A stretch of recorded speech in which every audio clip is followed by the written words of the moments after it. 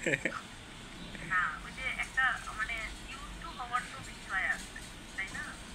দেখ কতদিনের অ্যাপ্রোচ কিন্তু তোমাদের আত্মা শুকিয়ে দিল যে অ্যাসেম্বলি ল্যাঙ্গুয়েজ তুমি গেছে, ঠিক আছে?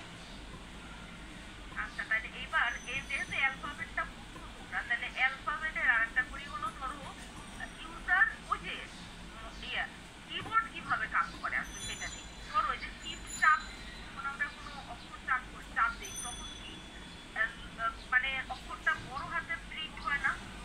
আবার ধরো বুঝতে পারছো বিষয়, এই যে শিফট চাপ দিয়ে ধরে যখন আমরা টাইপ করি তখন কি হাতের লেখাগুলো বড় আসে না? আর ইয়েস ম্যাম। শিফট না চাপ দিলে কি ছোট হাতের অক্ষর আসে না? এইটা কেমনে হয়? যখন তুমি শিফট চাপ দাও তখন আসলে কি কাজটা হয়, মানে ব্যাকগ্রাউন্ডে কি প্রসেসটা চলে সেইটা সম্পর্কে আসলে মানে এই যে এটা হলো ওএস এর অ্যাকচুয়ালি অপারেটিং সিস্টেমের এই অংশটুকু থাকে, প্রোগ্রাম টু কনভার্ট। শিফট চাপ দিলে যেহেতু তাহলে lower case letter to upper case, upper case letter মানে লোয়ার কেস ইনপুট দিবে, আমাদের শো করতে হবে হলো আপার কেস। বুঝতে পারছেন প্রবলেম? বুঝতে পারছো? Yes ma'am. সলিউশন বোঝা লাগবে না, প্রবলেম বুঝতে পারছো? আচ্ছা প্রথমে কি লেখা লাগে? একেবারে সহজ, এই আমি ক্যাপটপ দিয়ে দিই, মডেল স্মল, তারপরে কি লিখতে হয়? এরপরের লাইন কি বলো?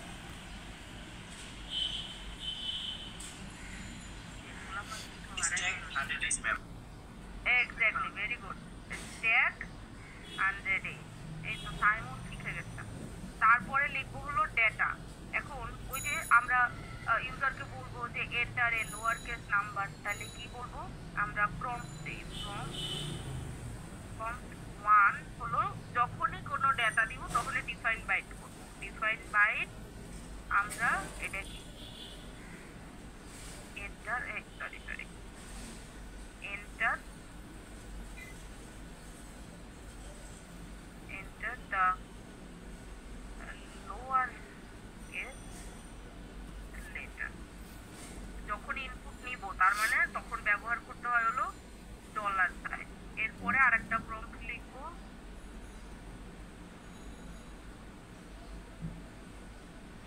প্রম্পট আর অ্যারে কি সেম কাজ করে? একই কাজ করে, এক ওই যে তখন ওই প্রোগ্রামে বললাম একই জিনিস, কোনো পার্থক্য না। ডিবি এটা কি হবে? ও the upper case letter, the upper case letter is, এখানেও যেহেতু একটা ভ্যালু আসবে সেহেতু একটা ডলার সাইন। এই হইলো, এটা হলো ডেটার কাজ হয়ে গেল। এরপরে হলো কোডের, এরপরে হলো কোডের কাজ। কোডের কাজ যেহেতু আমরা এই যে প্রম্পট ইউজ করতেছি সেহেতু আমাদের ডেটা মানে ডেটা সেগমেন্টে কোনো ডেটা আছে, এই জন্য আমাদের ডেটা সেগমেন্টটাকে ইনিশিয়ালাইজ করতে হবে। সেটা কিভাবে করলাম তখন? মুভ এক্স এর মধ্যে ডেটা, অ্যাকুমুলেটরের মধ্যে ফুল ডেটাটা রাখবো, আর মুভ কি করতে হয়? ডেটা সেগমেন্টের মধ্যে এক্স রাখতে। এইটা হলো আমাদের মানে এইটা হলো আমরা কি করলাম? ডেটা সেগমেন্টটাকে ইনিশিয়ালাইজ করলাম। তারপরে মানে এখানে একেবারে যদি শর্ট করে মেইন কথাটা লিখে দিয়ে দিই আবার একটু, ইনিশিয়ালাইজেশন অফ ডিএস, ডেটা সেগমেন্টটাকে আমরা ইনিশিয়ালাইজ করলাম। এরপরে আমরা কি করব? ওই যে মানে প্রম্পটটা যেহেতু এখন কথা হলো আগের বার রাখছিলাম হলো আমরা অ্যারে, অ্যারে রাখছিলাম, এই জন্য আমাদের লোড ইফেক্টিভ অ্যাড্রেস করতে হয়নি। কিন্তু এইবার যেহেতু আমাদের একটা পুরো স্ট্রিং মানে এইচ এর মধ্যে 9 রাখতে হবে, সেহেতু আমাদের এইটা প্রম্পটের লো ইফেক্টিভ অ্যাড্রেসটা লোড করতে হবে। ইফেক্টিভ অ্যাড্রেসটা লোড করতে হয় কিসের মধ্যে? ডিএক্স এর মধ্যে। আর লোড ইফেক্টিভ অ্যাড্রেস কেমনে করতে হয়? LEA DX, prompt underscore 1। এরপরে কি করব? মুভ এক্স 9 ইন্টারাপ্ট 21.8 এটার মধ্যে এটাতে কি হইল, এটা হলো LEA মানে হলো is equal to load effective address load effective address এটা কি করে এবং এটা dx এর মধ্যে load effective address of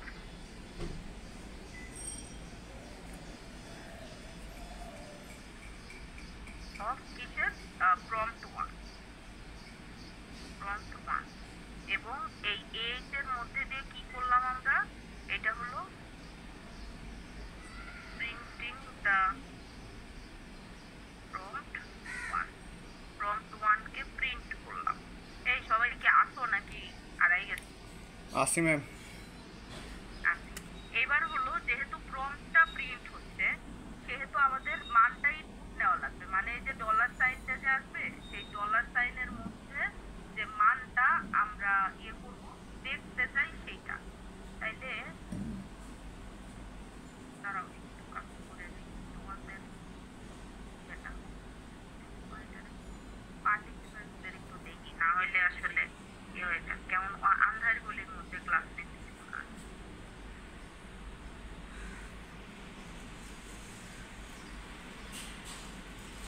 role toll দেখো নাই, আমার অ্যাটেন্ডেন্সটা নিতে গান বাইরে স্যার বললো তখন অ্যাটেন্ডেন্স করি। এরপরে হলো যেহেতু মান নিব তাহলে কি করবো, 8,1 ক্যারেক্টার ইনপুটের জন্য 8 এর মধ্যে 1 রাখতে হয়। ডিফল্ট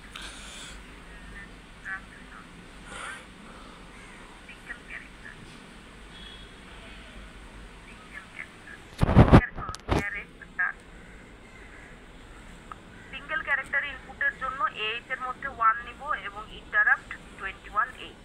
তাহলে আমরা একটা স্ট্রিং প্রিন্ট করলাম এবং একটা ক্যারেক্টার ইনপুট নিলাম। এখন এই ইনপুট আসছে হলো AL এর মধ্যে, কিন্তু হিসাব করতে হয় হলো BL এ। তাহলে BL, AL এ যে মানটা আসছে সেটাকে আমরা BL এ মুভ করলাম। এখন তোমার যে মান আসছে সেটা আসবে কি লোয়ার কেসে না? দেখো ASCII কোডটা যদি আবার একটু দেখি, ASCII কোড তোমার আসবে হলো, ধরো কেউ প্রিন্ট মানে প্রেস করছে হলো কত,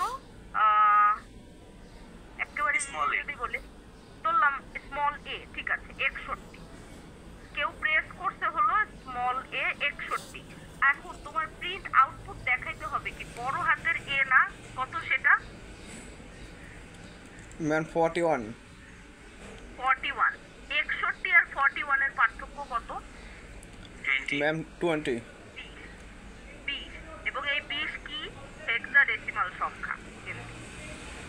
এবং দেখো ধরো H কেউ প্রিন্ট করছে, H হলো 68 ছোট হাতের H, আর তোমার দেখাইতে হবে বড় হাতের H, আর বড় হাতের H হলো 48। 68 আর 48 এর পার্থক্য কত? 20। তার মানে দেখো যদি তুমি BL এর মধ্যে যে মানটা আসছে সেই মানটা থেকে কোনোভাবে তুমি 20 বিয়োগ দিতে পারো, তাহলে কিন্তু তোমার BL এর মধ্যে যে বড় হাতের যে অক্ষর সেই ভ্যালুটা চলে আসবে। বুঝতে পারছো কথা?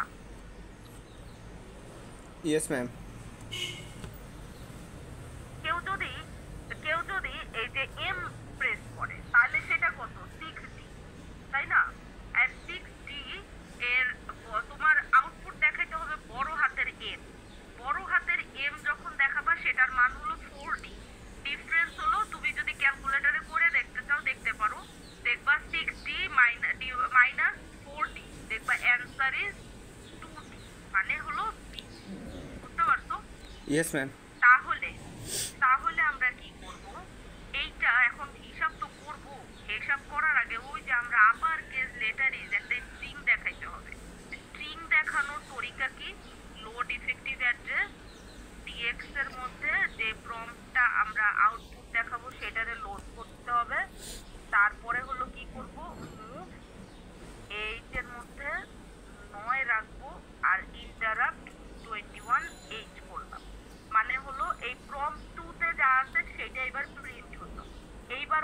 করব বিএল এর মধ্যে আসতে ধরো সাপোজ ফর এক্সাম্পল এই এক্সাম্পল কেমনে রে লেখে এমনে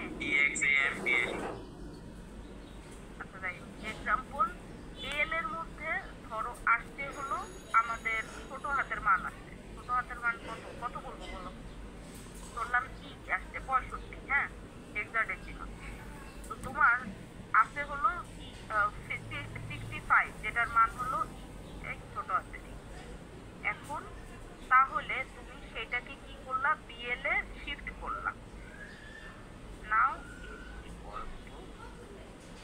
বিএল এ তুমি শিফট করেছো এখন তুমি কি করবা সাব করবা সাব বিএল কমা কত পার্থক্য থাকে 20 থাকে না দুইটা অ্যালফাবেটের আজকি ভ্যালুর মধ্যে পার্থক্য 20 না Yes, ma'am.